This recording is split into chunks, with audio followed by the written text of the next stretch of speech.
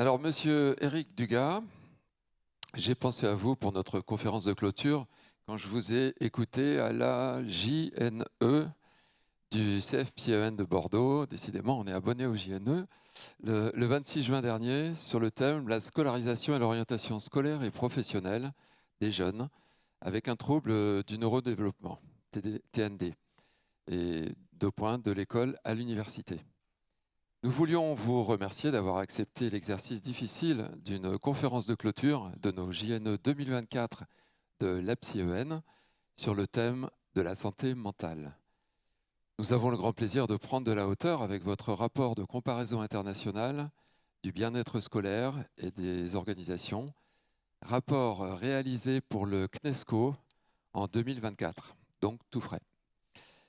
Votre bio, vous êtes professeur des universités, sciences de l'éducation et de la formation, enseignant-chercheur au LACES, EA 7437, laboratoire Culture, Éducation, Société, créé en 2007 au sein de l'Université de Bordeaux, avec 3 équipes articulées sur 3 axes fortement structurants, l'action publique, les diversités, culture et société, et le 3e axe, les interventions et formations professionnelles. Vous êtes aussi président de Carry On, j'aime bien respecter les accents étrangers. Faire ensemble, l'objet c'est faire ensemble pour faciliter le parcours scolaire de jeunes atteints de cancer ou de maladies rares. Vous êtes aussi directeur de la collection Santé et Contexte aux Presses universitaires de Bordeaux. Et vous êtes enfin chargé de mission handicap. Vous avez contribué, vous êtes créateur de la première mission à Paris-Descartes avec Axel Kahn, puis chargé de mission handicap depuis 10 ans à l'Université de Bordeaux. Alors vous vouliez nous rappeler que vous n'êtes pas psychologue, mais on ne vous en voudra pas. Évidemment que nous sommes tout oui. Vous êtes sociologue de formation et vous nous proposez une approche holiste et systémique en sciences humaines et sociales. On rappelle que holiste, le principe c'est que le tout n'est pas égal à la somme des parties et que dans un groupe, et on a parlé beaucoup de phénomènes de groupe, autrement dit dans le groupe ne se réduit pas à la simple somme des individus, que l'interaction est le maître mot et qu'au-delà des apparences, l'épistémologie démontre par exemple que le regard du chercheur transforme l'objet qu'il observe et pourtant être regardé permet d'exister, de ne pas être vide, comme l'a décrit Frédéric Tordeau dans la première conférence aujourd'hui. Au-delà du biais que peut représenter l'interaction, donc ce que je viens de rappeler, vous montrez que l'interaction est un levier puissant de l'évolution désirée au sein d'un groupe. En guise de clôture, notre commande est donc un pas de côté d'un non-psychologue, une réflexion holiste et ses perspectives. Vous projetez de nous partager des éléments liés aux espaces scolaires, au temps scolaire et aux interactions. Le tout dans une approche qui se veut systémique. Maintenant, vous allez nous décrire votre approche polycentrée et votre métaphore du centaure, Monsieur Éric Dugas.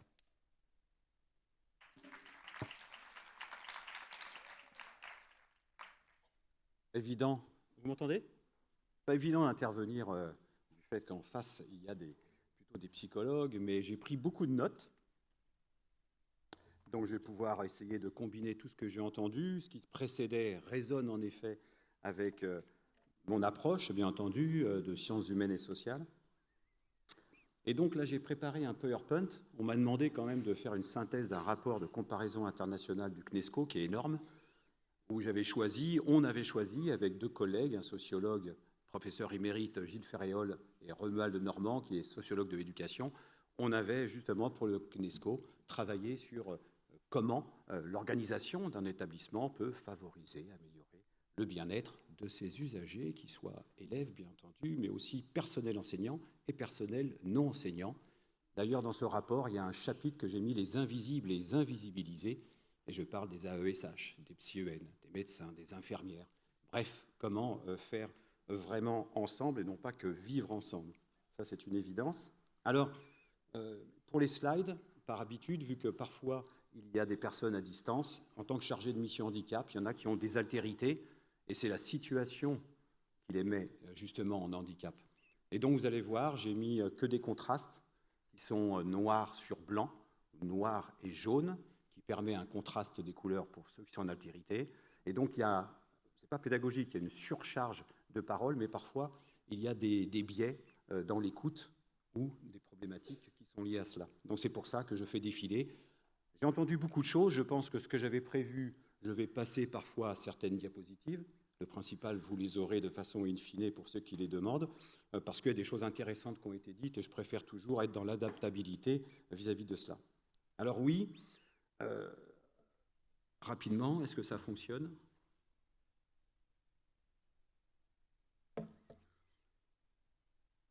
Oui, c'est une approche complètement holiste. Je pense, je connais bien, il y a Hélène qui est intervenue il n'y a pas si longtemps, dans les premiers jours. Je pense qu'en effet, on ne peut pas voir simplement le côté intra-personnel de l'individu. Il est consubstantiel de son environnement.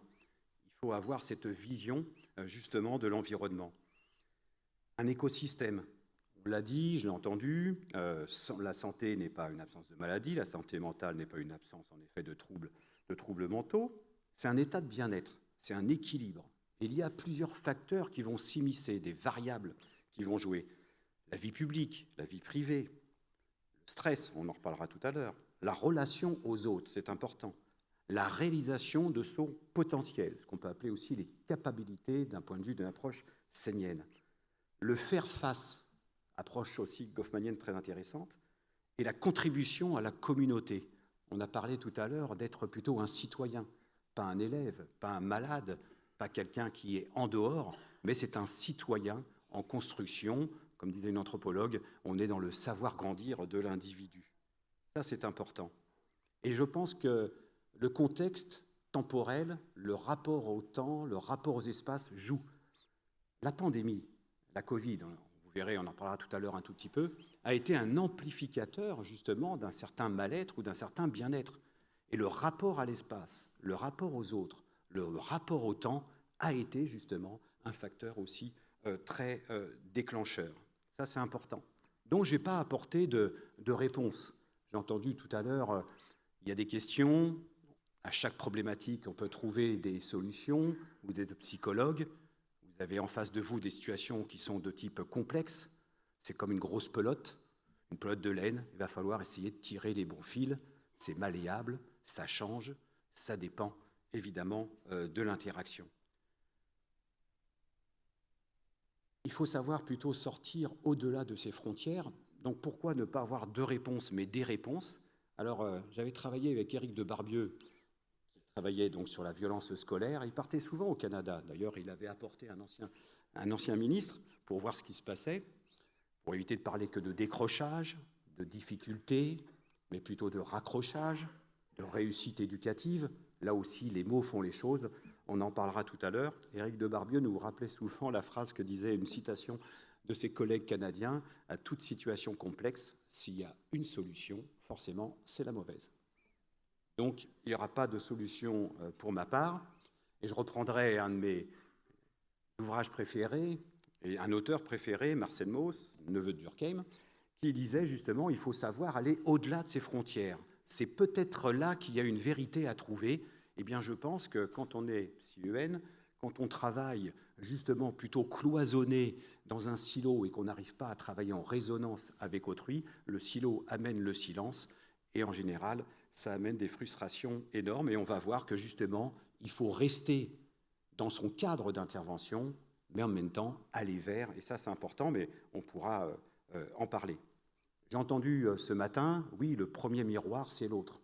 En tant que chargé de mission handicap, il y a deux façons d'être en situation de handicap. La première, ici, que je ne vois pas, il y a une estrade, mais si je peux intervenir de ce côté-là de la salle, avec mon fauteuil, je vois que je suis en altérité, mais il n'y a pas d'escalier, imaginons, si j'ai une arrière-salle, donc j'ai mon altérité, mais je ne suis pas en situation de handicap. Tout à l'heure, on a entendu Frédéric Tordeau, donc, qui disait également que le premier miroir, c'était la maman. Moi, je dis souvent, le premier miroir, c'est l'autre. Et en effet, si le miroir, il est déformant, si le miroir, il est brisé, eh bien, le regard de l'autre sur le réel va m'amener justement à me rappeler ma situation de handicap. Là, je parle aussi d'un handicap de type visible et surtout invisible. 80% des handicaps sont invisibles. Il faut oser parfois aller vers l'autre, oser se déclarer. On est vraiment dans le face-à-face, dans l'épreuve de l'autre pour réussir. Donc, grosso modo, je vais être sur une perspective holiste de l'individu. L'individu est un tout, est une totalité. Rappelez-vous le modèle réductionniste de Descartes. Il a réduit longtemps, dans une certaine pensée de l'humanité, on a réduit l'individu à son corps. Et si un corps ne fonctionne pas, si un corps n'est pas dans la norme, il peut être mis au rebut, justement, de la société. Erving Goffman parlait des monstruosités du corps. Il y a eu, au début du siècle dernier, une commission interministérielle qui s'est appelée les arriérés, et les débiles, les neuneux. Voilà comment on pouvait stigmatiser, au sens de Goffman, les personnes. Et l'humanité s'est souvent identifiée plutôt à la pensée. On valorisait les pensées, et là on n'est plus dans les monstruosités du corps, mais on est dans les tares de l'esprit. Alors vous voyez, c'est le dualisme que j'ai mis ici, je pense. C'est le dualisme d'antan. Maintenant, on fait part, on a entendu ce matin des philosophes, sur la totalité d'un individu qui agit dans son environnement. Donc on est dans le monisme de l'individu. Et c'est là-dessus que je vais partir avec le frottement justement à l'autre. C'est ça qui est vraiment important. Au Moyen-Âge, j'ai entendu parfois comment on se saluait au Moyen-Âge, c'était « comment allez-vous du ventre ?» Vous voyez, le salut était sur la santé, le fameux silence des organes.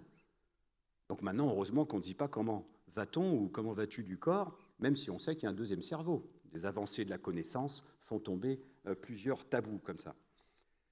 Un anthropologue, Jean-Pierre Vanier, qui a écrit justement « L'homme qui a l'intelligence au bout de ses doigts », il disait aussi « L'homme ne possède pas un corps », ou l'humain, je dirais maintenant. C'était dans les années 90. Il ne possède pas un corps, il est un corps. Ça change beaucoup de choses quand on est sur un individu. Donc vous voyez, à l'époque, c'était plutôt la santé, c'était être bien portant, se sentir plutôt en sécurité, être en sécurité. Et donc, on était sur la biologisation de l'individu. On le réduisait, on l'essentialisait à son périmètre corporel, psychique, alors que justement, comme une personne handicapée, souvent elle était réduite justement à son altérité, réduite à sa déficience. Alors c'est important, on verra que les mots vont jouer, je dépasse l'inclusion, je vais sur un concept d'inclusivité, ça va très bien ce que j'ai entendu, un processus d'émancipation, d'interaction entre les différents individus. Et vous voyez, c'est un petit peu comme les émotions. On a entendu parler des émotions. La connotation négative à l'époque des émotions. Il fallait les taire, surtout pas les exprimer. Ça perturbait la prise de décision. Et enfin, pour terminer, avant vraiment de débuter, je vais faire appel à Kurt Lewin. En médecine, on dit souvent l'agnosie. On le reprend en sciences humaines et sociales, c'est la méconnaissance de ce qui précède. Et Kurt Lewin, on est en 1936, il avait écrit une petite équation, C égale F, facteur de, j'ouvre la parenthèse, P fois S. Tout simplement, traduit en français, le comportement est fonction de la personnalité selon, justement, frotter avec l'environnement, le S, la situation. 1936, on tenait déjà compte, justement en phénoménologie, de la situation et de l'individu qui est consubstantiel à son environnement. Vous voyez un petit peu comme le recto et le verso d'une feuille de papier, on ne peut pas les séparer. Alors, rapidement, on va essayer, après ce dualisme, montrer que c'est une approche plutôt systémique, holiste. Alors, le système, c'est quoi? Le système, c'est des entités qui sont à leur place. On en reparlera dans le cadre d'une école. Plusieurs entités qui sont en interrelation. Donc, ils sont quelque part, pour aller dans le sens peut-être de Rosa ou ce que j'ai entendu ce matin, qui vont être en interrésonance, en interrelation. C'est ce qui fait système et on va essayer de développer tout ça. Alors, rapidement, l'individu, on l'a vu, est en interaction avec son environnement. Il y a un tout qui a une certaine intelligence et forcément, quelle que soit sa profession, il faut se poser plusieurs questions sur les différentes entités systémiques. Une des premières que j'ai notées, c'est l'entité de logique interne, le système de contraintes. J'ai entendu qu'il fallait des règles. Oui, dès lors qu'on a un intérêt commun, il faut un système de contraintes. On retrouve jusqu'à la démocratie et surtout en théorie des jeux, la science de la décision sur laquelle parfois je travaille. Comme disait Axel Rold, comment coopérer dans ce monde d'égoïstes. Donc l'entité des contraintes et des possibles, vous voyez, c'est un rapport justement à ce système, à ces règles. L'individu est dans un rapport à cette logique interne. J'ai parlé bien sûr des professionnels, de l'accompagnant, mais ça ne suffit pas. En interrelation, il faut aussi aller convoquer les autres facteurs. Deux types de logique externe, les facteurs de type organisationnel, social, socio-économique, culturel, politique. Quand je suis en face-à-face ou quand je travaille sur les altérités, que je vais par exemple en Afrique du Nord, où là je reviens du Canada, je ne me comporte pas de la même façon, les interactions ne sont pas les mêmes, je tiens compte de la culture, de la société d'appartenance, de l'historicité de la personne, on fait une analyse trajectorielle pour mieux comprendre cette interaction, ce face-à-face. Et enfin, l'entité systémique, bien entendu, l'individu avec son âge, le genre, le sexe, sa motivation, mais aussi ses relations interindividuelles et scolaires. À partir de ce contexte-là, on va pouvoir essayer d'aller sur le rapport du CNESCO et essayer de comprendre quels sont les facteurs influençants qui peuvent justement générer, peu ou prou, plutôt du bien-être, du mal-être, du stress, de l'anxiété, ou plutôt de la satisfaction et pourquoi pas du bonheur. J'ai entendu tout à l'heure qu'il fallait aussi toujours définir les concepts, c'est important, le quoi, pour après se positionner sur le pourquoi, et enfin comment, d'un point de vue pratique et professionnel. Alors le bien-être, c'est un concept qui est multidimensionnel, multifactoriel. Je travaille aussi sur l'empathie, très difficile parfois de définir justement des mots. Cette définition qui est multidimensionnelle, on essaye d'avoir une certaine convergence sur qu'est-ce que le bien-être. Ça aussi, c'est important de se positionner sur la question. Un des objectifs prioritaires des politiques, mais aussi on le voit dans une circonstance temporelle, comme les guerres, comme il y a eu la pandémie, comme les événements qu'il y a parfois au niveau scolaire, donc le bien-être est vraiment une cause qui intervient énormément en ce moment. Au départ, le bien-être, c'était plutôt, et d'un point de vue des sciences économiques, une seule dimension, on était sur des repères de type objectif. Maintenant, on est sur des indicateurs qu'on mêle à des indicateurs subjectifs.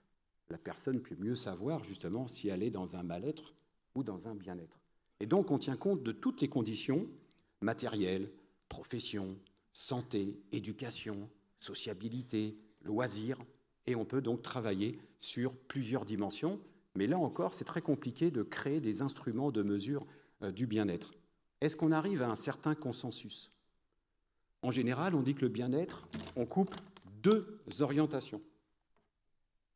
La première, celle qui est plutôt, vous voyez, hédonique, le principe de maximiser justement son plaisir, éviter donc la souffrance, et la deuxième, hédémonique, qui permet justement l'accomplissement de soi, sa pleine utilisation également de son potentiel, bref, un état psychique avec un rapport positif.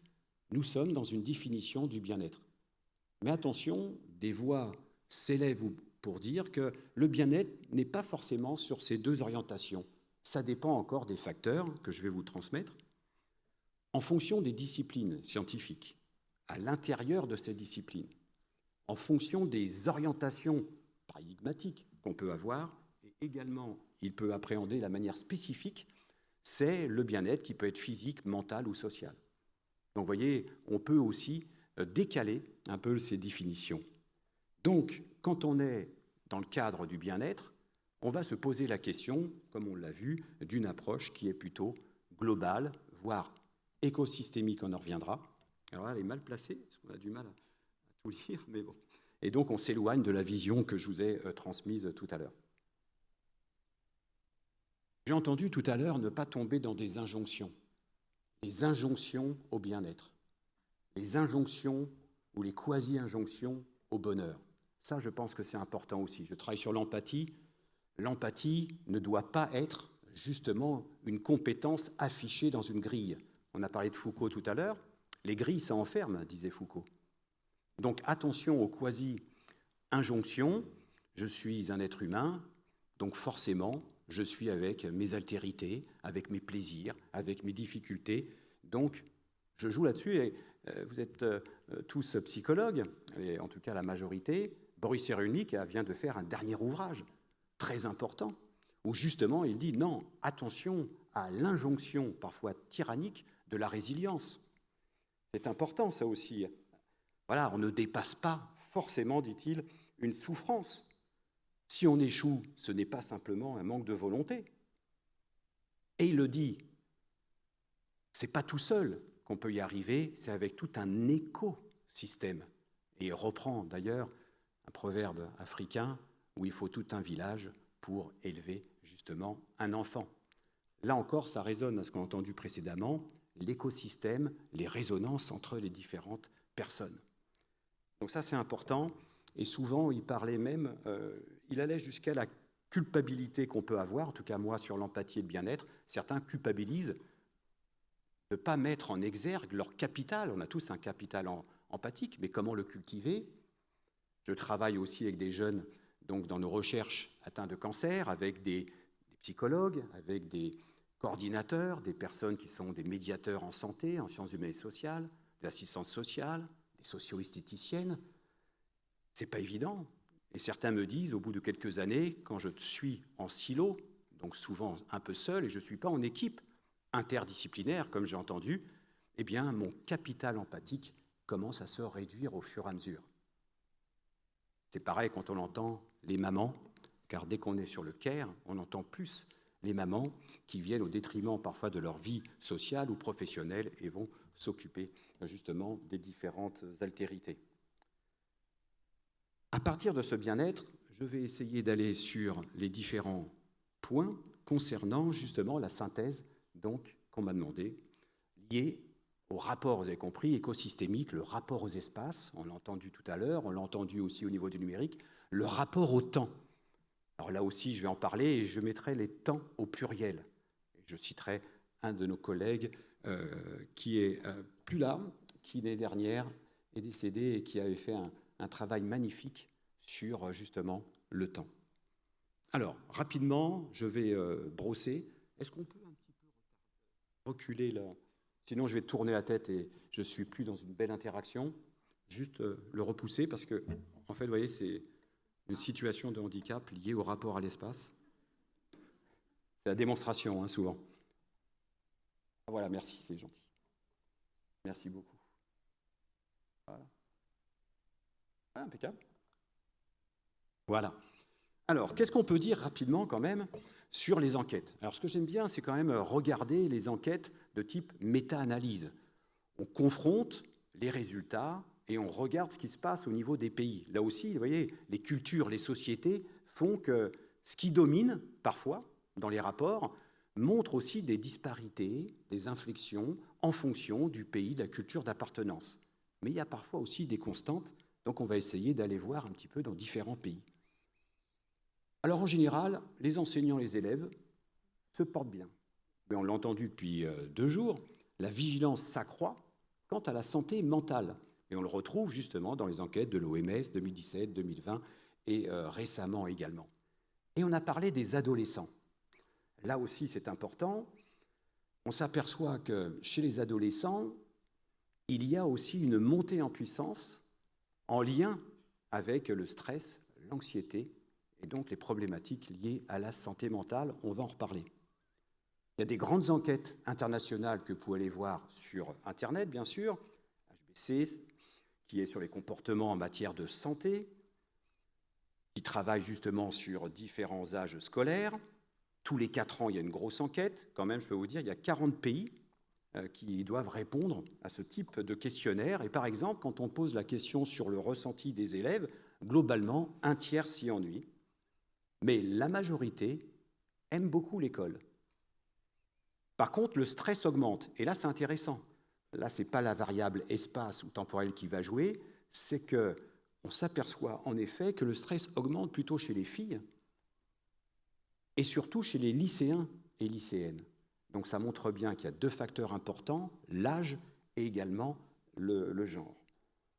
La pression scolaire joue aussi sur le stress par rapport à ces enquêtes. La technologie numérique, on en a parlé, joue aussi sur l'activité physique, bien sûr, parfois le surpoids, la sédentarité, on l'a dit, et puis aussi la violence, le harcèlement, et plutôt même, je dirais, le cyberharcèlement. J'étais jury d'une thèse là sur la cyberhaine, très intéressante, qui permet de voir que je suis une jeune fille, je fais partie plutôt d'une minorité, je vais être plutôt harcelée à distance. Je suis une jeune fille, je suis racisée, je fais partie d'une minorité ethnique, je vais être encore plus, justement, cyber-harcelée. Donc vous voyez bien qu'il y a des facteurs intéressants qui nous permettent de mieux comprendre un petit peu l'ensemble. Enfin, je vais vous donner aussi, si ça fonctionne, voilà, il y a une autre enquête, IBEST, 2023, assez récente, le baromètre international de la santé et du bien-être des personnels de l'éducation dont vous faites partie. La santé globale est bonne pour les enseignants, satisfaction professionnelle qui est assez modérée, santé psychologique qui est plutôt fragilisée, plus de stress, moins de reconnaissance perçue, la perception de la reconnaissance. Alors je travaille parfois quand je vais dans les écoles où on fait des entretiens avec les AESH, ils ont un problème de statut. Et vous savez que l'expression du statut, c'est le rôle que l'on a dans un établissement.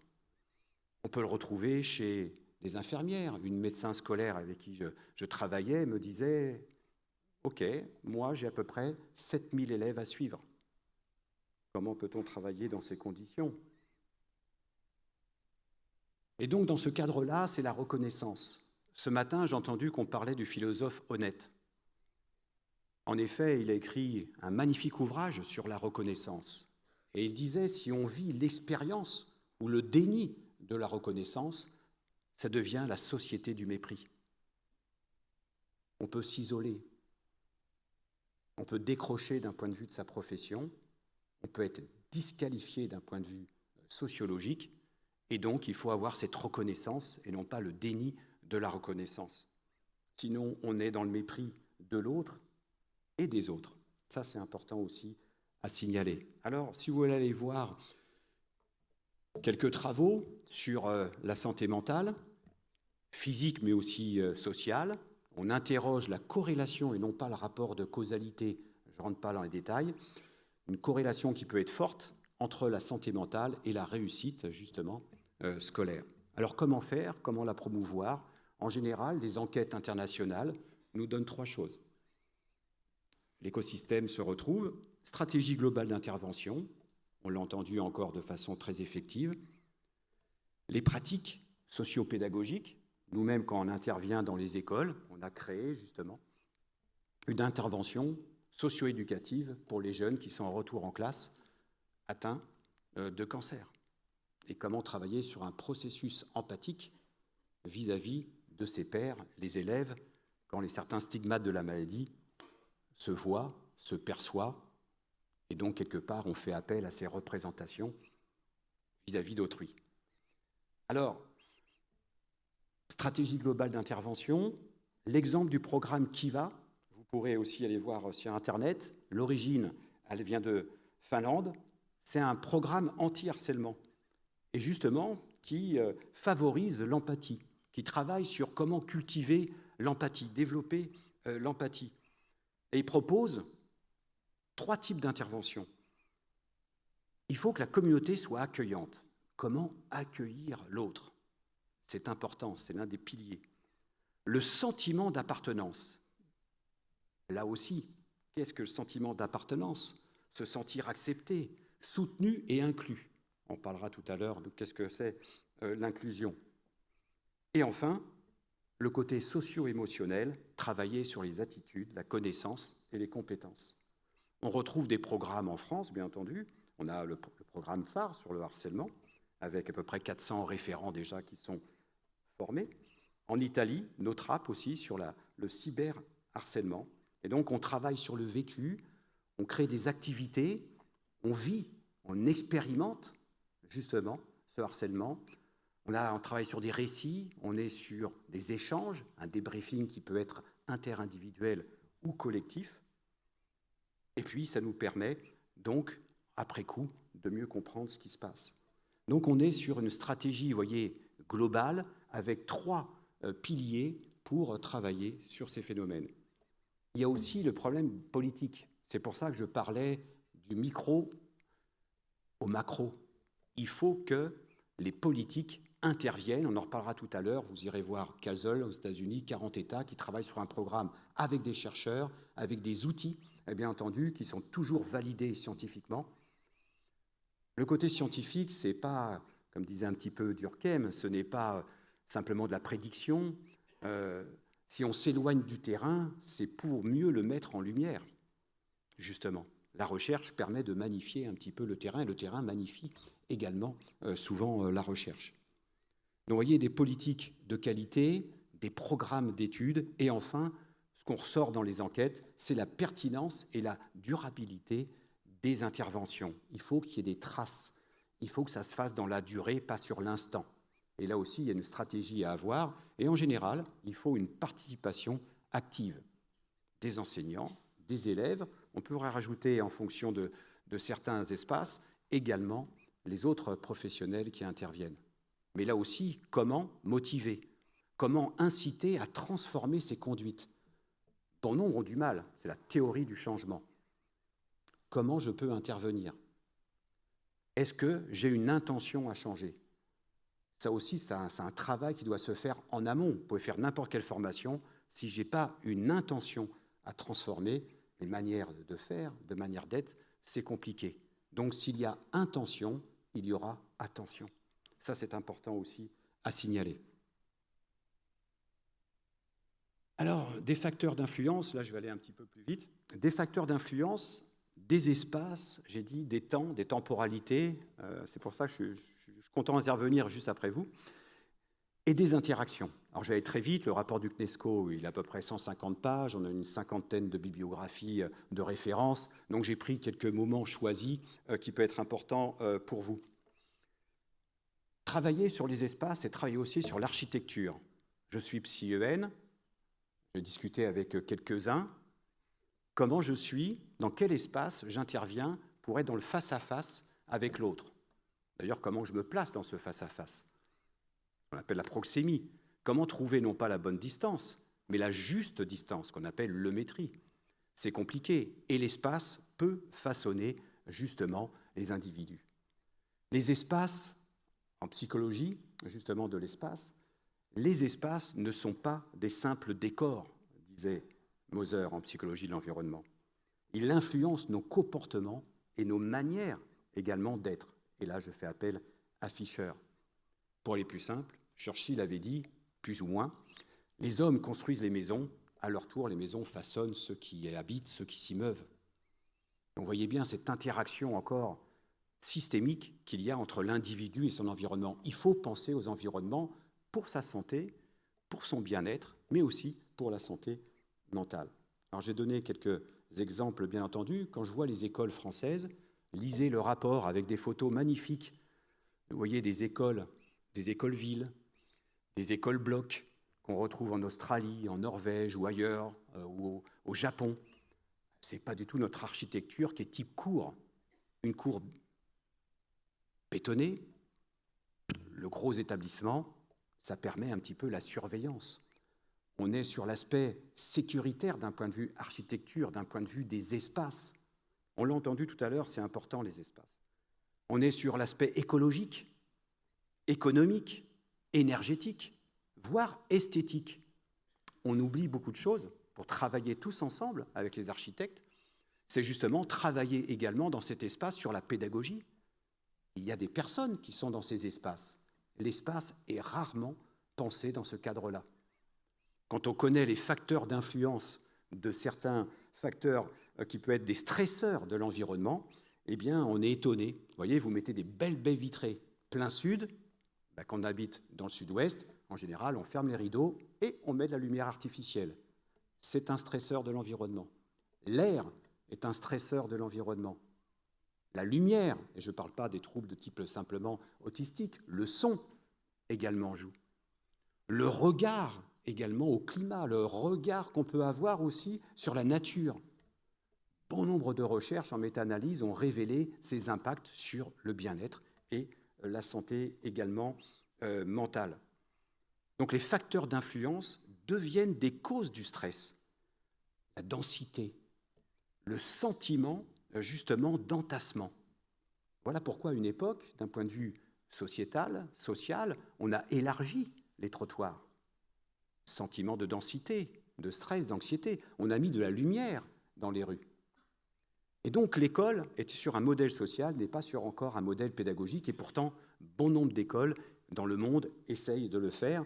C'est ce qui se passe dans un projet Lab École, par exemple à Québec, où l'impact de la santé mentale et physique est premier pour justement réfléchir avec des chercheurs, des enseignants, des parents, des élèves.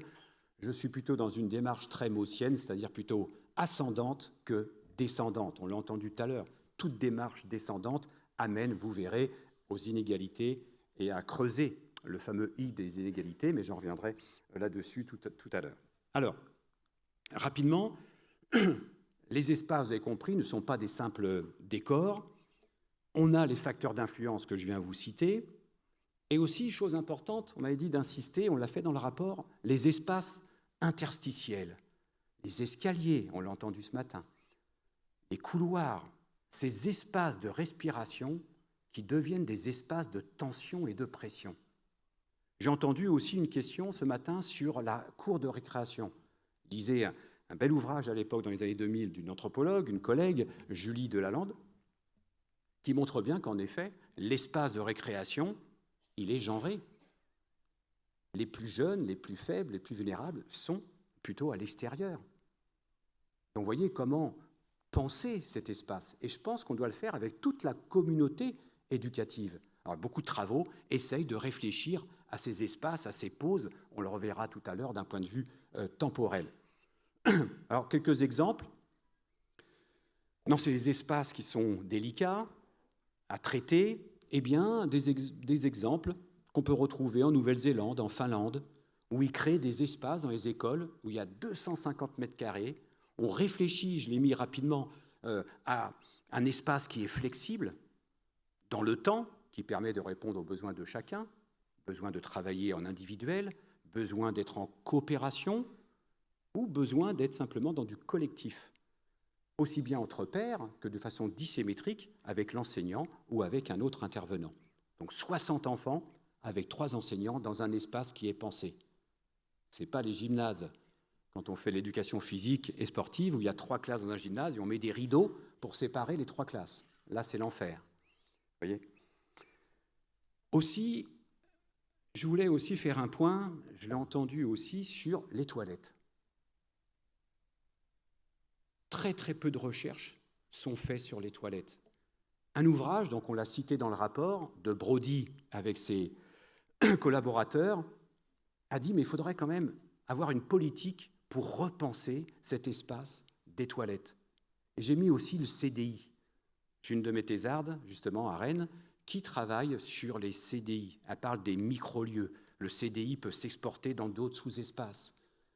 C'est un espace sécurisant, c'est un espace développant, c'est un espace qui donne du sens par ses actions. Et donc, c'est un espace qu'il faut savoir penser plutôt que ça soit juste un élément. Donc, vous voyez, je vais vous donner rapidement ce qu'ils disent, un résumé. Alors, c'est un résumé, vous voyez, international, mais aussi très local ou très français, mais ça va dans le même sens. Quand je suis face à un enfant, qui ne parle pas justement des toilettes. Ce qu'il faut savoir, c'est qu'en maternelle, c'est plutôt le contrôle du corps. On est sur l'hygiène, on est sur la propreté. On essaye de se positionner en tant que garçon ou en tant que fille. L'espace, il est assez mixte, plus ou moins ouvert. Et puis, je grandis dans le processus de grandir que j'ai dit tout à l'heure. À l'élémentaire, l'architecture, justement, commence à transformer. Et il y a une plus grande intimité des espaces. Ils commencent à se séparer.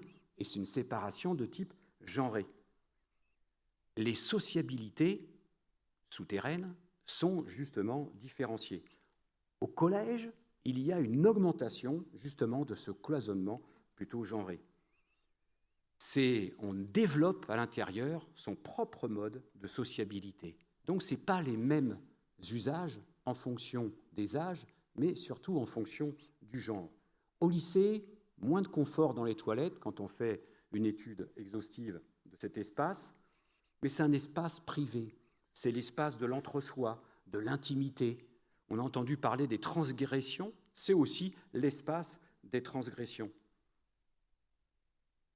Donc il faut savoir dans ce grandir et comprendre l'espace pour mieux savoir ce qui s'y joue.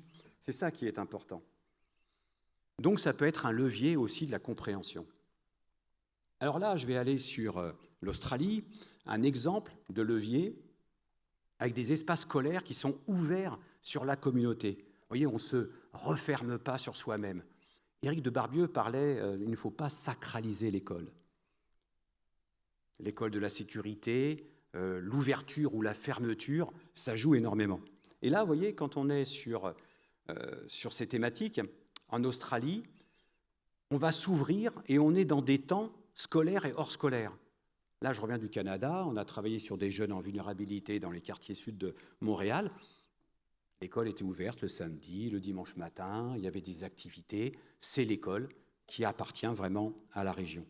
Et donc, ce qui est intéressant, vous voyez, c'est des écoles avec des services étendus. On ouvre un peu comme un campus, on ouvre l'école, on construit l'espace de proximité de l'école pour que justement, il puisse y avoir, vous voyez, là j'ai mis des projets Hub Australie, c'est-à-dire ils sont tous en résonance, les espaces, une communauté éducative, on tient compte du contexte, on tient compte également des différents services, c'est ce qu'on peut retrouver dans le cadre aussi des hubs de type familiaux. Et donc, il y a toute une construction de l'espace qui est fait pour que l'école ne soit pas que l'école du savoir, mais des savoirs, des écoles de vie. Il peut y avoir des crèches, il peut y avoir des structures de soins à côté, de proximité. Bref, un autre regard d'un point de vue de l'espace, et l'espace qui est aussi bien d'un point de vue micro que méso. Ça, c'est important à savoir. Pour le CDI, là aussi, très peu d'études en France. Outre-Atlantique, beaucoup de travaux, on parle même de bibliothérapie. En quoi cet espace peut être réconfortant? En quoi il peut être innovant, émancipateur? En quoi il peut engendrer des collaborations?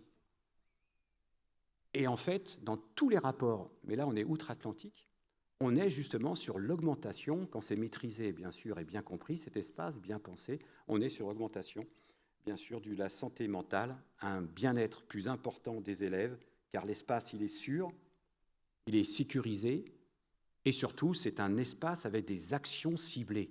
Il faut donner du sens. Ça c'est important. Concrètement, un centre familial, en résumé, avec justement différents centres familiaux, gardes, vous voyez, multiples, paramédicaux, soutien familial, jardin, jeux, ludothèque. Le rêve n'est pas qu'illusion du fait que c'est un projet qui a été construit. Ça, c'est important aussi. Et donc, il y a des perspectives de recherche sur les espaces d'apprentissage inclusif. J'y reviendrai tout à l'heure, qu'est-ce qu'on appelle inclusion et pourquoi je dépasse cela. Alors, on va accentuer, on va aller un petit peu plus vite. Le rapport au temps, c'est le rapport au temps au pluriel. Kéros, qui est plutôt le temps comme opportunité, le bon moment, on l'a entendu ce matin, on l'a entendu aussi tout à l'heure, le temps pour soi, l'éloge de la lenteur, se poser, ne pas mettre son enfant en hyperactivité, devoir, sport, culture, violon, enfin, à un moment donné, laissons-le décompresser, on l'a très bien dit ce matin. Et enfin, le chronos, c'est-à-dire le temps qui est mesuré, rationnel, quantitatif. Et justement, Marc Bessin, un sociologue, a beaucoup travaillé sur le rapport au temps. Il parlait du pouvoir du temps. Je crois beaucoup au pouvoir du temps. Et il parlait du temps sexué, bien sûr. Il parlait du temps des institutions. Alors, en travaillant avec les personnes handicapées, le temps des institutions n'est souvent pas le temps des jeunes ni de leur famille. Il y a un décalage, une sorte d'incohérence temporelle. Alors, c'est important, l'incohérence temporelle. Alors là, je fais appel à la théorie des jeux en économie. Qui est intéressant, c'est de voir justement entre coût-bénéfice, comment je me comporte. Et par rapport au temps, c'est important. Un prix Nobel, Axelrod, qui a écrit des magnifiques ouvrages, il disait « L'avenir est moins important que le présent. On donne moins de valeur aux gains futurs. » Ça, c'est tout à chacun. C'est important, cette incohérence temporelle, qui fait que si vous demandez à des jeunes « Ne fais surtout pas ça, attention, c'est risqué. Ne fume pas, ne bois pas, des fruits et des légumes. » Ben oui, sauf qu'il y a incohérence temporelle. Sa décision présente, que certains disent qu'elle est absurde, non. Il y a une incohérence temporelle qui fait que l'effet est trop lointain. Et Axelrod disait, il faut donc augmenter l'ombre projetée par l'avenir sur le présent. Donc quand on travaille avec des jeunes, il vaut mieux travailler sur le risque subjectif que le risque objectif. Ça se discute, bien entendu. Et on peut travailler, bien sûr, sur les deux. Et Axel Kahn me disait souvent, quand il faisait des conférences avec la Ligue contre le cancer, il me disait, je faisais des conférences auprès, justement, des infirmières, des IFSI, sur le cancer, ses méfaits. Vous voyez, ça ne suffit pas, il faut éprouver les choses. Il me disait, dès que je faisais une pause, ils sortaient tous et ils allaient, bien sûr, fumer. Voilà, vous voyez, comme quoi il faut éprouver. Quand je travaille sur l'empathie, je travaille sur l'éveil empathique, la motivation A. Il faut être en résonance avec l'autre, il faut vivre la situation pour mieux, après, prendre le recul et mieux la comprendre. Il faut travailler dans ce face-à-face, c'est important. Alors, dans ce temps, eh bien, à l'école, on a regardé qu'est-ce qui est important à travailler. Les temps de pause. Fenêtre très très importante, et il y a même des temporalités, des chronos sur lesquels on peut travailler. Les temps de pause, c'est le temps pour soi, c'est le temps adidactique, où l'adulte n'est pas forcément là. Donc l'adulte, s'il n'est pas là, je peux être sur des jeux, je peux me construire avec l'autre, avec mes pairs. C'est important, ça aussi.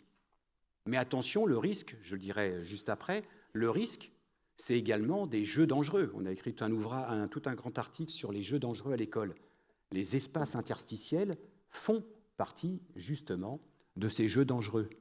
L'enseignant en classe fait partie également, c'est un défi, ce qu'on appelle les jeux défis, fait partie aussi de ce défi car il représente l'institution. Donc vous voyez, il y a des espaces où on laisse une certaine liberté aux enfants, aux jeunes, mais vu que ce n'est pas structuré sous le regard des adultes, eh bien dans ce cas-là, il peut y avoir aussi des biais. Ça, c'est important. Donc il faut travailler également sur ces espaces. Il y en a même qui travaillent, il y a eu des enquêtes et des expériences qui ont été faites sur les pauses actives pendant le temps de l'école. Dans la classe, on reste trop sur les apprentissages de type cognitif. Comment passer sur des temps qui me permettent justement de me reconcentrer sur moi, d'être sur des pauses actives avec une dépense énergétique, avec de la musique, travailler avec de l'art. Et là, j'ai pris une étude, très peu d'études ont été faites, mais en général, ces temps, qui peuvent être de tension, mais ces temps aussi de respiration, ces temps informels, ces temps de pause, ils diminuent en général au fur et à mesure de temps. Alors bien sûr, ça dépend des pays, ça dépend de l'âge, ça dépend si on est dans des établissements privés ou publics. Mais voyez, quand on prend le temps, j'enlève les repas, que les temps, un peu de récréation. En France, on est dans les 9%, Royaume-Uni, 15%, Finlande, qui est souvent la référence, on n'est pas loin de 20% de ces temps. Vous voyez, le rapport au temps est également très très important pour essayer de comprendre comment travailler sur ces temporalités. Vous voyez, rapport à l'espace, rapport au temps. L'inquiétude, mais je vais aller rapidement, j'ai entendu ce matin.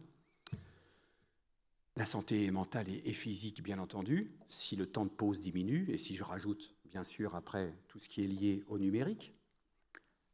L'interaction entre pairs, ciment de la socialisation. D'ailleurs, l'empathie relationnelle est souvent le ciment de la relation à l'autre. Le changement de modèle technologique qui joue énormément. Donc, vous voyez, il y a des avantages et des inconvénients pour travailler sur ces temps, sur ces interactions. On a parlé d'amitié ce matin, on a parlé de confiance, de collaboration, de différentes compétences, l'engagement, l'activité physique, mais attention, ces lieux qui peuvent être aussi bien à distance qu'en présence, des lieux qui peuvent être aussi de harcèlement, où on pratique des jeux dangereux. Il y a des morts sur la planète chaque année avec ces jeux dangereux. Vaut mieux prévenir, vaut mieux proagir que réagir dans ces cas-là. Alors là, on prend un exemple justement sur les temps. En Angleterre, un des intervenants du CNESCO nous a parlé des temps de pause dans les écoles britanniques. Comment essayer de travailler avec des chercheurs, avec toute la communauté éducative. Et donc, il parlait de créativité, j'ai entendu tout à l'heure. Comment, dans un espace de contraintes, travailler sa créativité. Les jeux coopératifs, les activités où il y a plus de dépenses physiques, bien sûr. Mais attention, pas forcément un développement plus important, plus significatif. On parlait tout à l'heure à 0.05 concernant la cognition, l'aspect aussi social et émotionnel. Perspective, comme pour les toilettes, on ne travaille pas assez sur l'architecture, on ne travaille pas assez sur une politique liée au temps de pause, qu'elle soit active ou pas. Il y a des recherches en ce moment qui se font avec des politiques là-dessus. Vous voyez, c'est cet écosystème sur lequel je voulais insister. Alors, si je reprends Thornburn en 2018, ou qui parle justement des compétences transversales, mais des compétences psychosociales, eh bien, celle qui se rapproche le plus justement de la santé, c'était la capacité sociale et personnelle. Et elle se rapproche le plus donc du bien-être. Alors, vous voyez les 4 éléments interdépendants pour lui à développer. Et dans ce cadre-là, dans ce dispositif, les élèves sont encouragés, vous voyez, à développer une appréciation de leurs propres états émotionnels. C'est pour ça qu'on travaille souvent aussi sur l'empathie. On peut travailler sur le théâtre, sur des jeux de rôle. Je pense aux jeux de rôle, par exemple, de Serge Tisseron. Il a commencé par des enfants en maternelle, il a terminé avec des adultes, le jeu des 3 figures. Comment se mettre à la place de l'autre, comment changer pour mieux comprendre, inverser ses rôles, bien comprendre.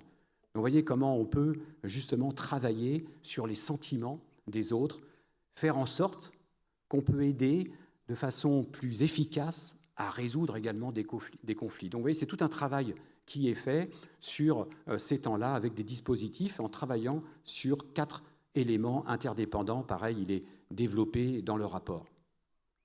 Alors, si on a parlé des espaces, si on a parlé des temps, il faut travailler aussi de la liaison, l'espace et le temps qui est conjugué. Alors là aussi, dans certains pays, et là je me rapproche de la France, on est en Europe, le Portugal, la Belgique, en Belgique également, française, en Italie, en Angleterre, eh bien, on travaille sur une plus grande autonomie qu'en France, sur l'organisation du temps, sur le choix des matières enseignées, sur le curriculum. Et donc, ce qui est important, c'est travailler sur la flexibilité, adapter les différents programmes aux capacités des élèves, mais aussi, je dirais, aux capacités des professionnels. En fait, il va falloir travailler sur une intelligence collective, comme disait Goleman, pour qu'on puisse mieux transformer les choses, j'en parlerai tout à l'heure. Donc, vous voyez, il faut coordonner. La coordination est importante. Il faut accompagner la coordination des services et des structures. Sinon, c'est un leurre et on essaiera de le voir tout à l'heure. Un exemple pour montrer qu'il ne faut pas copier, c'est ce que j'avais répondu sur The Conversation, sur l'empathie. Il y a les kits empathiques dans les écoles. Mais j'avais dit, ce n'est pas que les enfants sur lesquels on doit travailler l'empathie, c'est les parents. C'est également les enseignants. C'est la communauté éducative. On en parlera, si vous voulez, s'il y a des questions là-dessus. Et là, j'ai pris le plein air au Danemark. Mais on est au Danemark. Donc, ils ont pris des écoles, vous voyez, c'est avant 6 ans, où on peut travailler justement sur des enfants qui vont pouvoir, jusqu'à l'âge de 6 ans, tous les jours être entre 3 heures et 5 heures en plein air. Alors oui, il y a des résultats, en effet, importants sur le bien-être général, mais nous sommes au Danemark, pas évident, quand je connais certains quartiers d'écoles dans la région parisienne, d'avoir justement ce temps de liberté, surtout qu'on peut le faire justement, et on préconise surtout le bien-être au niveau d'un environnement plutôt naturel. Alors là, ils ont fait aussi un autre programme sur 20 classes de collège et 20 classes témoins, donc qui ne sortaient pas justement en dehors. Eh bien, les résultats ont révélé entre ceux qui pouvaient avoir plus d'espace de liberté dans un espace plutôt en plein air, eh bien, on voyait qu'il y avait plus de force sociale, d'interaction, d'activité physique, d'autodétermination. Résultat plus pondéré, par contre, quant aux compétences académiques classiques. Perspective, études sur les élèves en situation de handicap, c'est ce qu'ils essayent de travailler au Danemark, et sur les plus vulnérables pour arriver justement à travailler sur leur relation entre espace et temps. Alors rapidement, sur les espaces et les temps, je vais vous montrer un peu ce qui se passe également à l'extérieur. Vous savez, en ce moment, on parle beaucoup, c'est un peu à la mode, sur la classe dehors. Je vais faire classe, mais en dehors de ma classe. Alors, je vous donne des petits exemples. L'origine vient des écoles et des situations en Norvège. Au Danemark, les forest schools qu'on peut retrouver en Grande-Bretagne, avec des écoles maternelles et primaires. Et donc, on est dans des espaces d'apprentissage qui peuvent se faire en dehors, dans des espaces verts, forêts, parcs, mais aussi on peut le retrouver, par exemple, dans le cadre des musées. Vous voyez, on sort de la classe. Et vous savez que l'espace est important. Ce n'est pas au psychologue que je vais dire, en fonction de l'espace dans lequel vous êtes, si vous interrogez un enseignant sur sa profession, interrogez-le dans sa classe. Si c'est sur sa vie en général, il vaut mieux aller au café du coin. Vous voyez, l'espace va générer. Il y a eu des très belles enquêtes qui ont révélé que des enfants, toutes choses égales par ailleurs, des groupes appareillés d'enfants, donc les mêmes, sensiblement équivalents, interrogés dans une petit espace d'infirmerie, mais qui était justement coloré, qui n'était pas trop médicalisé, propice à l'écoute positive, mais l'écoute surtout active. Mais les mêmes élèves interrogés dans une cour de récréation et dans leur classe, la quantité et la qualité des verbatims n'étaient pas du tout la même. D'un point de vue de la recherche, je vous renvoie bien sûr à l'école de Chicago, aux interactionnistes, pour comment se positionner quand on veut que l'autre libère la parole. C'est pour ça que c'est important que ça soit pluridisciplinaire. On le voit bien avec les jeunes qui sont atteints de cancer. Quand on travaille avec eux, il y a une psychologue, il y a une socio-esthéticienne, ils font du numérique, il y a une spécialiste de l'APA, donc des activités physiques adaptées, il y a une médiatrice en sciences humaines et sociales, et quand le staff se réunit, quand on ose, parce que parfois il y a du privé, on garde ce qu'il m'a dit pour moi, alors qu'il faut le partager pour mieux comprendre et agir. Et là, c'est intéressant, car on peut recouper les informations. On ne parle pas de la même façon selon la personne qui est en face de soi. Vous voyez, c'est ça qui est important, je pense, à travailler aussi. Alors, pour aller plus vite, approche innovante, là aussi, on retrouve le travail sur la coopération. Alors, je vous renvoie à beaucoup d'exemples qui ont été faits sur les jeux. Le jeu est intéressant. D'ailleurs, en psychologie, des tests étaient fondés à l'époque sur les jeux.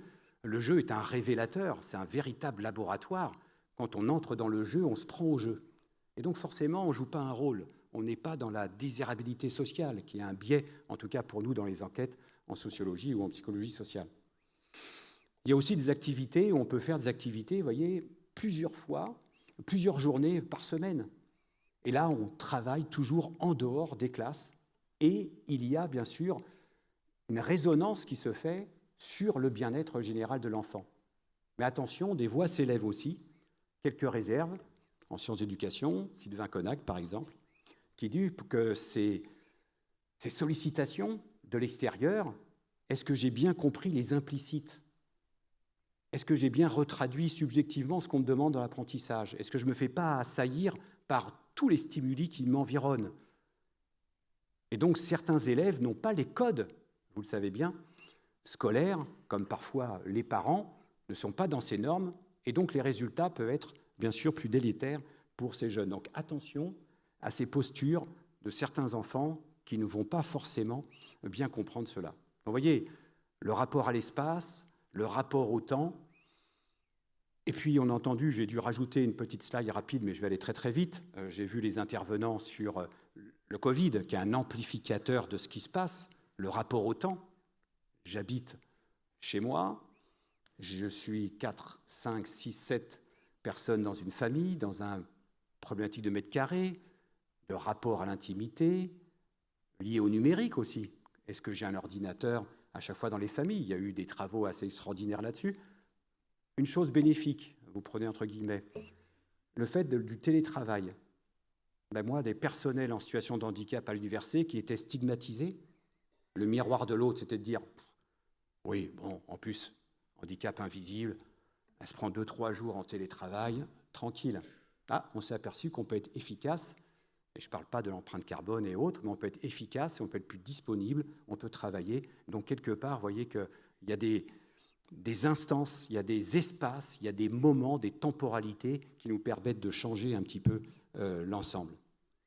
Donc, vous voyez, dépression, irritabilité, anxiété, stress, toutes les méta-analyses le révèlent, on l'a entendu, donc je vais aller très très vite. J'ai fait un petit tour d'horizon en Chine, par exemple. Le taux de dépression et d'anxiété parmi les adolescents a augmenté de façon assez importante. Souffrir de stress post-traumatique, on l'a entendu aussi en avant. D'autres études le révèlent également dans d'autres pays, en Espagne, en Italie, au Royaume-Uni, aux États-Unis, en Équateur, en Allemagne. Donc il y a une sorte de constance au niveau transverse sur justement l'effet Covid. Il y a un avant, il y a un pendant, il y a un après, il faut faire avec. Des compétences psychosociales, je pense que vous avez assez parlé. Je reviendrai simplement sur les enquêtes que vous pourrez voir dans le rapport, si vous voulez le visiter, qui est en ligne, sur la Finlande. La Finlande, elle est généralement présentée comme un modèle. Et justement, elle joue sur ces processus coopératifs qu'on retrouve depuis le début des interventions et de la mienne. Alors, je vais un petit peu plus vite. Vous avez également un programme, vous pouvez aller voir sur Internet, qui est donc CASEL, très intéressant. C'est sur l'apprentissage socio-émotionnel. 40 États travaillent. Attention, c'est des financements. Et pas l'éducation nationale, là, ce n'est pas évident. Mais en tout cas, il y a tout un travail qui est fait justement dans ces apprentissages socio-émotionnels qui sont faits avec les adultes. Ça, c'est intéressant. Il y a du partenariat. Les adultes sont préconisés pour travailler aussi bien les enfants, mais aussi les familles. Les outils sont testés avec les chercheurs. Donc, il y a des indicateurs, il y a des bilans, des évaluations, et ce travail est réalisé. Il y a un livret qui est donné aussi aux parents.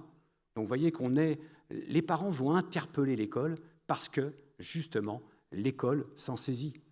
Donc, vous voyez, c'est un partage, qu'on disait tout à l'heure, le côté interactionnel qu'on peut retrouver. Alors, les interactions. Les interactions, j'aurais pu parler des interactions entre pairs, entre les élèves. Je peux parler également de la coéducation, la relation famille-école, bien entendu. On peut travailler sur le rapport dissymétrique entre enseignants et la direction des personnels, et aussi des personnels non enseignants. Alors, que nous montrent en général les enquêtes? Dès lors qu'on est sur le personnel, je fais appel de nouveau à Éric de Barbieux, que j'ai convoqué au tout début. Vous voyez, il a fait une étude comparative entre 2013 et 2022, à l'école de la défiance. Et avec Moignard, et on peut voir d'autres enquêtes comme Thalys, celle de l'OCDE, eh bien, on retrouve le malaise qu'on a exprimé tout au long de ces journées, parfois, le malaise au cœur de l'organisation scolaire. Comment organiser l'ensemble? Comment s'organiser entre personnels? Le climat s'est dégradé depuis 2013. Entre personnels, ce n'est pas à cause des enfants. Le problème, il est plus entre personnels et aussi par rapport à la hiérarchie. Combien? 5 minutes. Ah, d'accord. Donc là, je vais accélérer plus que ça. Donc, vous voyez, je vous laisse lire, mais quand même, 55% des personnels déclarent ne pas être satisfaits de leur métier. 31%, justement, le faisaient à 9 ans plus tôt. 21% de plus entre 2013 et 2022 pour quitter le métier. Désaffiliation, disqualification. Ça, c'est important, il faut travailler là-dessus. Et justement, qu'est-ce qu'il dit? Il dit qu'il faut un effet systémique. Là encore, on le retrouve. mise en cause globale de l'organisation scolaire et de sa hiérarchie. Il faut donc travailler aussi sur le leadership, bien entendu, c'est important, et voir que le bien-être agit de façon collatérale. Alors, vu qu'il me reste 5 minutes, je vais passer tout ce qui est de l'ordre du leadership. Là aussi, étonnant qu'on ne parle pas encore assez du leadership capacitant, transformationnel, pédagogique. La direction du personnel doit englober dans un mouvement, justement, tous les acteurs. Là aussi, c'est un effet énorme dans toutes les recherches qu'on peut retrouver, ou les différents rapports, c'est l'organisation globale, c'est l'écosystème qui doit être interpellé. J'ai entendu des mots importants, la confiance, la reconnaissance, la confiance, ça aussi, ce sont des facteurs qui vont jouer sur le bien-être, sur la santé mentale, sur le stress, sur l'anxiété. Donc vous pourrez aller voir par exemple l'étude Impact, très intéressante, qui a travaillé sur les écoles anglaises. Alors, vu qu'on se dépêche, on m'avait dit de parler sur l'inclusivité, il reste 5 minutes. Ben, je pense que quand on regarde, alors moi je travaille sur le handicap, quand on est sur l'exclusion des personnes, je reviens au dualisme d'antan, une machine est abîmée, on la met au rebut, on peut l'exclure, ou on peut dire que le handicap c'est qu'une fatalité. Alors j'aime pas qu'on parle que d'exclusion. Il y a des peuples où justement, quand l'enfant d'un roi naissait mal formé, il était mis au pinacle. Il était en lien avec la divinité. On le sacralisait. Mais dans les deux cas, ce sont des extrêmes. Et donc, pour aller très très vite, l'intégration, c'est toujours l'effort qui était demandé aux familles, aux élèves, de se plier à la majorité, à la norme. Vous voyez, les mots faisant les choses, comme disait Bourdieu, on est passé après à l'inclusion. Sauf que je suis habitué depuis le nombre d'années que j'écoute des jeunes, mais surtout aussi des étudiants, c'est aux politiques de s'ajuster, c'est à l'école de s'adapter, de répondre aux besoins, c'est à l'hôpital, c'est à la société. Et donc, vous voyez, le balancier s'est inversé. D'un côté, l'intégration, c'est que d'un côté, et l'inclusion, c'est plutôt être plus passif, et c'est rentrer dans les mœurs. En fait, les mots font les choses. Quand les mots commencent à pénétrer l'espace public, le commun, les politiques, il peut transformer les choses. On s'aperçoit de la force et des pouvoirs également des mots. Et donc, comment faire un petit peu ensemble ? Moi, je parle de l'inclusivité que j'ai développée de façon très succincte dans The Conversation, ça se dit en 3 minutes, et après, d'un point de vue scientifique, sur un gros chapitre d'ouvrage. C'est en fait, quelque part, être inclus et intégré. C'est un balancier où on réduit le déséquilibre et on se rapproche d'un équilibre. Du vertical, on va vers de l'horizontal, mais pas complètement. C'est une histoire, c'est un processus. L'inclusion étant un but, s'il n'est pas atteint, la désillusion est forte. On se sent exclu. Vous voyez, inclure, c'est mettre quelqu'un à sa place et lui dire « je ai répondu à tes besoins ». Il faut travailler sur les deux. Et donc, j'ai repris, pour ceux qui ont vite compris pourquoi j'ai fait cette définition, celle que je cherchais pour l'inclusivité. Je ne rentre pas dans le détail. Le suffixe « IT » montre que c'est un processus. Et puis, quand on dit inclusivité sociale ou inclusivité scolaire, on ne dit pas « école inclusive ». Ce n'est pas l'école qui vient en premier, c'est le processus au niveau sémantique. Je n'ai pas le temps de penser à ça. Mais vous voyez, j'ai mis « chacun s'intègre selon ses moyens et est inclus selon ses besoins ». Ce processus émancipateur, partagé et partageant, retrouver une sorte d'équilibre. C'est important. Et j'ai repris, pour ceux qui ont compris, justement la sécurité sociale. Sécurité sociale. Il n'y a pas plus beau au départ. Sécurité sociale. C'était vous donner selon vos moyens, et puis après, on va essayer de vous aider selon vos besoins. C'est un beau principe que j'ai voulu reprendre et coller sur l'inclusivité. Et je remarque souvent les accompagnants, ils refusent d'être passifs, d'être dominés. La chaire de l'UNESCO Santé-Éducation a repris justement l'article pour dire oui, nos accompagnatrices de santé nous disent les jeunes qui sont donc là atteints de cancer, quand ils viennent, disent oui, faites pour moi, mais pas sans moi. Le côté participatif, ça c'est important. Elles veulent être pleinement citoyens, on l'a entendu tout à l'heure, pleinement citoyens. Pas vivre dans l'illusion de ce qu'on nous promet. Sinon, c'est du Baudelaire. La chute devient difficile. Pas de désillusion, c'est un processus, on ne garantit rien. Il y a un principe de faisabilité, de réalité qui fait qu'on essaye de jouer sur l'environnement. Vous voyez ? Alors on pourra en parler de façon plus informelle. Et vous voyez, la petite image, et après je terminerai, je n'ai plus qu'une slide, la petite image que j'ai mis un petit peu ici, là, en avant, c'est les deux personnes, vous voyez, qui sont en train d'essayer de sauter une entaille, un gouffre. Imaginez qu'un enfant tombe dans un gouffre de 3 mètres de haut. Il essaye de sortir, tout seul il ne peut pas. Mais il essaye, il fait l'effort, c'est l'intégration. À toi de faire l'effort de t'adapter à la situation. L'autre personne qui est au-dessus du gouffre tend sa main. C'est monsieur inclusion.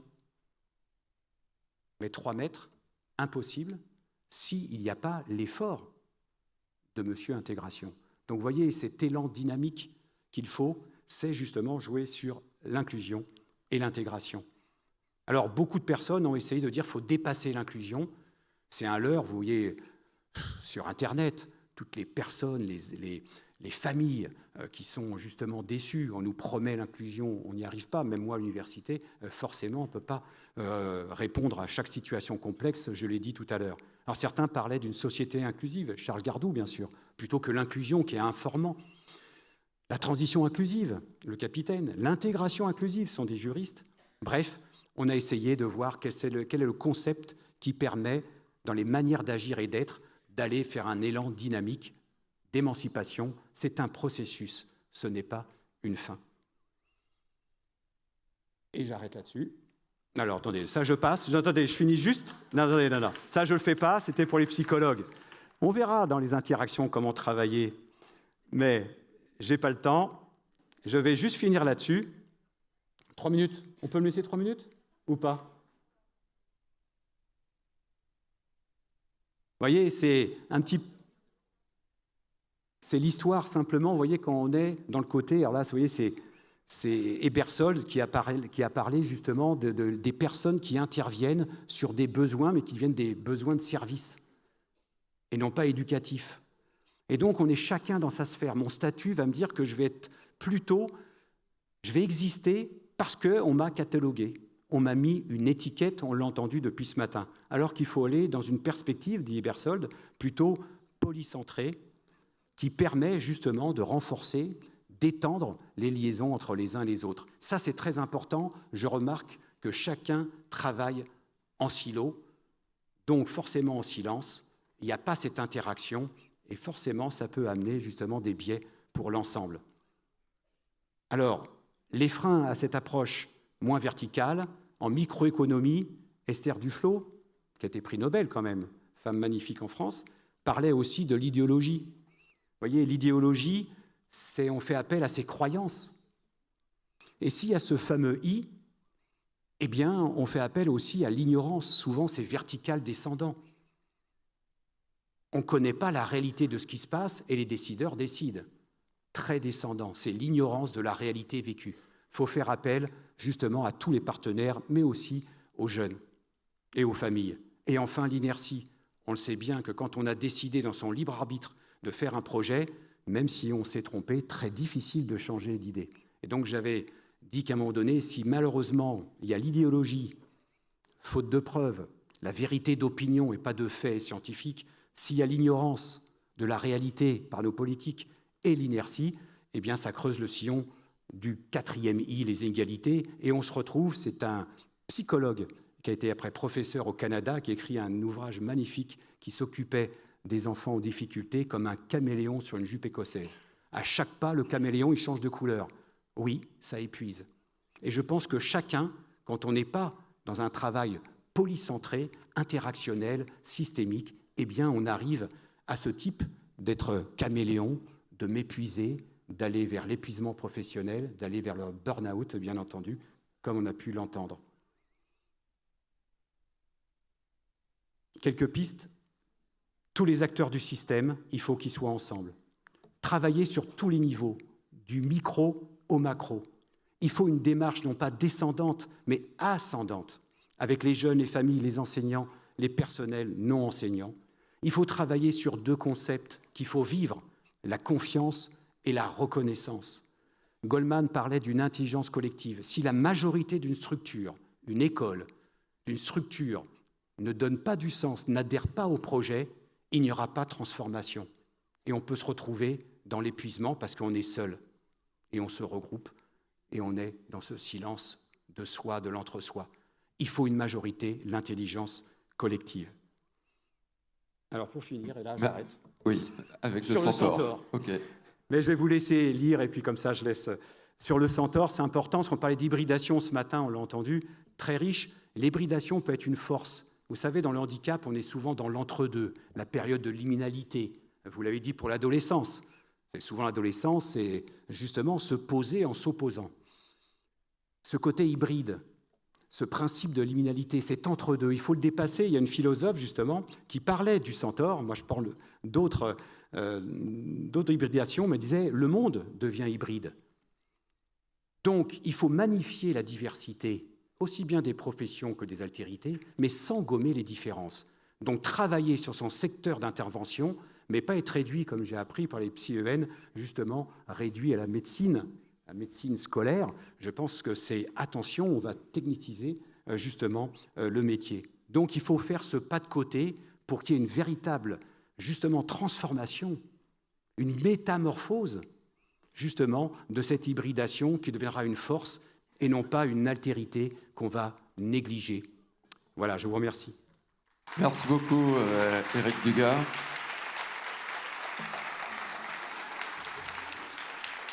Nous avons effectivement pu prendre une belle hauteur sur l'ensemble des JNE et des axes, des points de vue. Cette empathie demandée à tout niveau et polycentrée, nous pourrons la retrouver dans le diaporama qui, je pense, sera en ligne sur le site de la PsyEN. En te remerciant, vraiment. Et s'il y a des questions dans la salle, eh bien... nous pouvons en prendre une ou deux maximum. Je vais me déplacer.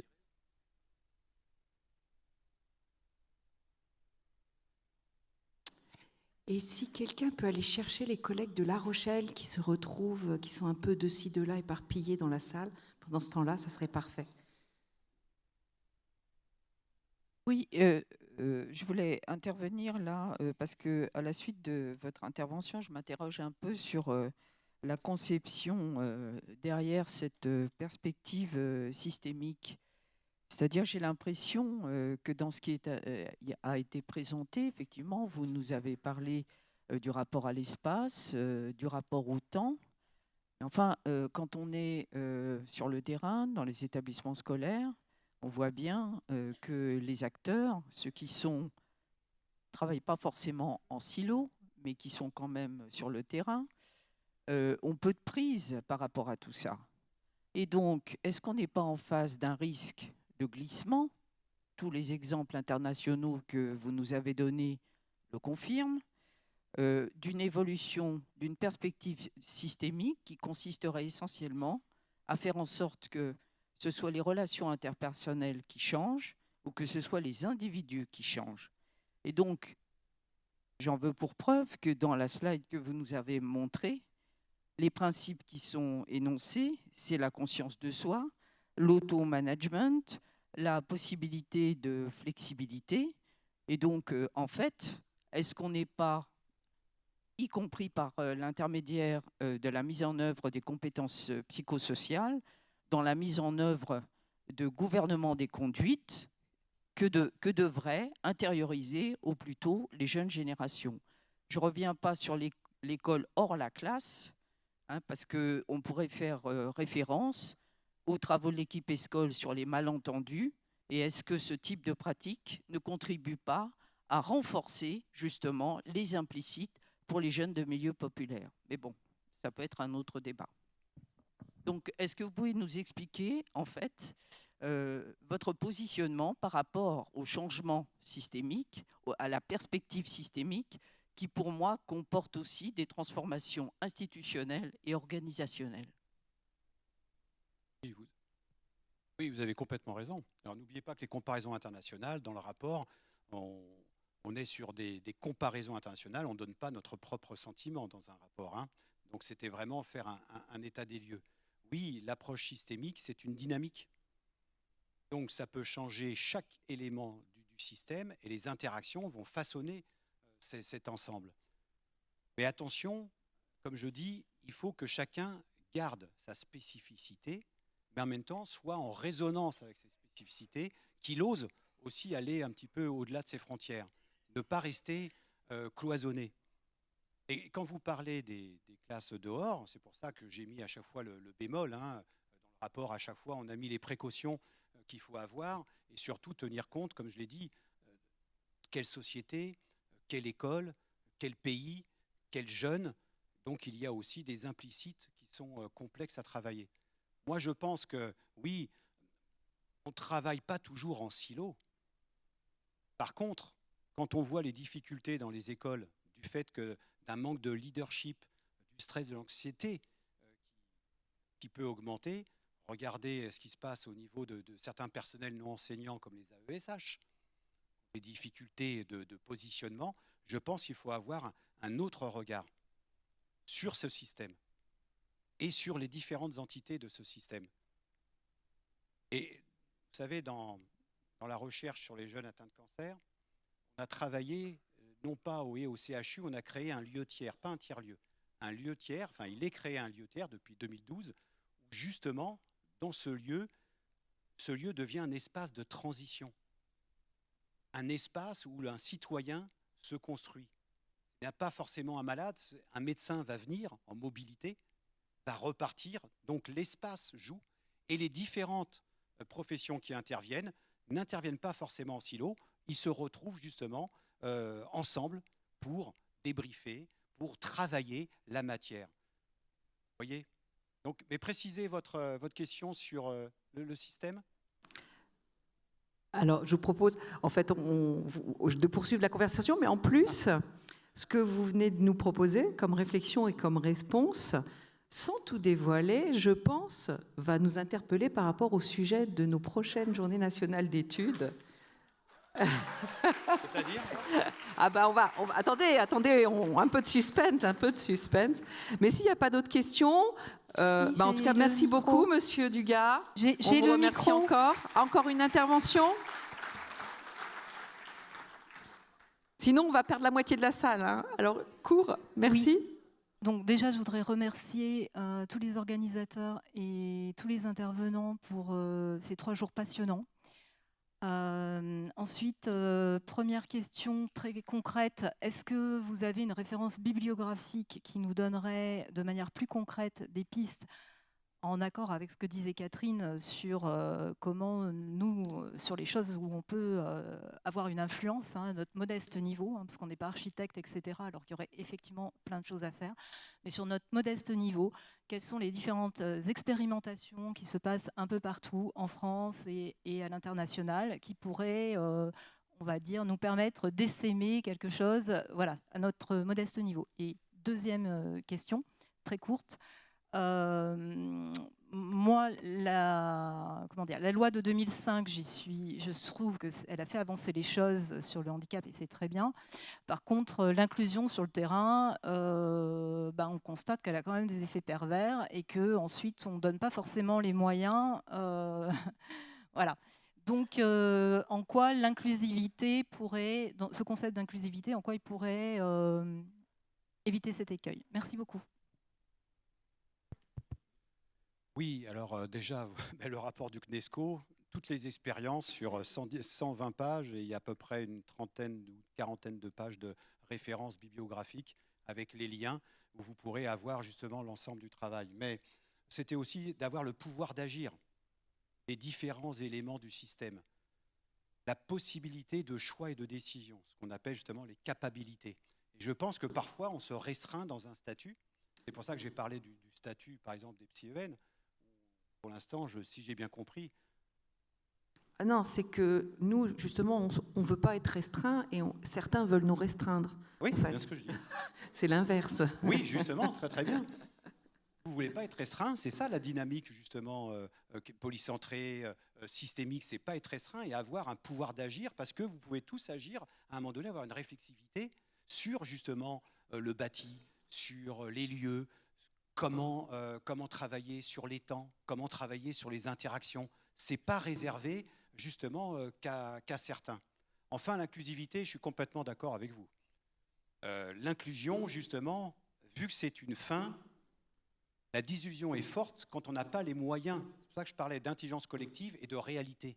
Il faut avoir les moyens financiers, budgétaires, humains, structurels, organisationnels. Accompagner l'organisation. Donc l'inclusion est délicate. Et j'ai parlé du processus justement d'inclusivité. Je n'ai pas le temps de rentrer dans le détail, vous pourrez le lire sur The Conversation, mais l'inclusivité, c'est un processus partagé et partageant, où on réduit la verticalité qui existe justement entre les individus. Vous voyez, parfois la blouse blanche, c'est une sorte de domination symbolique, dirait Bourdieu. C'est pour ça que certains ont très bien compris à l'époque, je me rappelle à l'Institut Gustave Roussy, justement où les jeunes venaient, ainsi que leurs familles, un oncopédiatre avait bien compris qu'il n'avait pas assez le temps pour les parents, le temps pour les autres, et il a créé un espace différent, des médiatrices qui intervenaient pour vulgariser, pour que les parents et les jeunes prennent le temps de comprendre. Donc l'inclusivité, c'est un processus, justement. Vous voyez ce que je veux dire? Alors que l'inclusion, c'est un affichage. Et c'est rentrer dans les mœurs. Parce que quand vous regardez l'inclusion d'un point de vue du concept, d'un point de vue international, il faut la participation active de tous. Moi, j'ai vu des cadres, des cas de figure où des enfants en situation de handicap, on disait aux familles, bon, on vous réunit. Première réunion, tout le staff est là. Les parents disent, voilà ce qu'on aimerait, si c'est possible pour nous comme pour notre enfant, ce qui serait intéressant. La commission se retrouve sur quelques mois, plusieurs fois. Les parents sont extraits de ces réunions. Dernière réunion, on vous dit, écoutez, on n'a pas pu obtenir ce que vous vouliez, mais en théorie des jeux, ça s'appelle le jeu de l'ultimatum. Vaut mieux ça que rien.